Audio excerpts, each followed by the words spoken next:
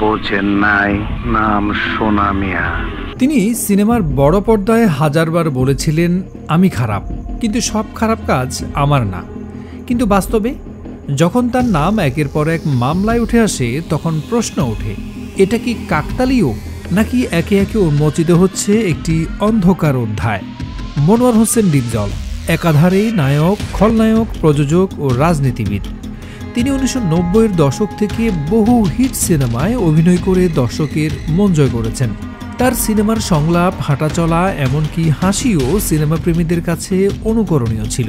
তবে ক্যামেরার পেছনে তার জীবন জড়িয়ে পড়েছে একের পর এক মামলা ও বিতর্কে। জনপ্রিয়তার পাশাপাশি বিতর্কই যেন হয়ে উঠেছে তার নিত্যসঙ্গী। সবশেষ অভিযোগ এসেছে গাবতলীর গরুর হাটে এক নারী ভক্তকে মারধর ও শরীরে অ্যাসিড নিক্ষেপের।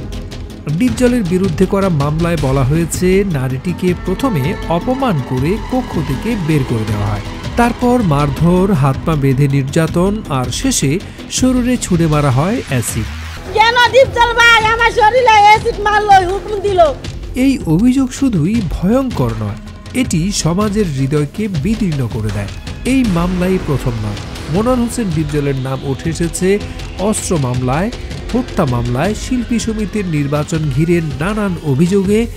এমনকি একসময় তার নাম ছিল 138 জনের বিরুদ্ধে দায়ের করা হত্যা মামলার তালিকায়। আমারে হাইকোর্ট দেখাইবেন না। একজন অভিনেতা যিনি পর্দায় দাপট দেখিয়েছেন, বাস্তবে কি তবে এখন মামলার দায়ে তিনি হারিয়ে যাবেন? এসিড অপরাধের 7 ও 5 ধারা আমরা মামলাটা করেছি, এবং এটা যদি প্রমাণিত হয় তার যাবজ্জীবন কারাদণ্ড হওয়ার একটা অপরাধ সে সংগঠিত করেছে। আমরা জানি না আদালত কি রায় দেবে, কিন্তু এই কাহিনীতে আবারও প্রমাণিত হলো, জনপ্রিয়তা কখনো কখনো দায় হয়ে দাঁড়ায় যদি সেই মানুষটা তার দায়িত্ব সম্পর্কে সচেতন না হন। দর্শক, আপনার কি মতামত?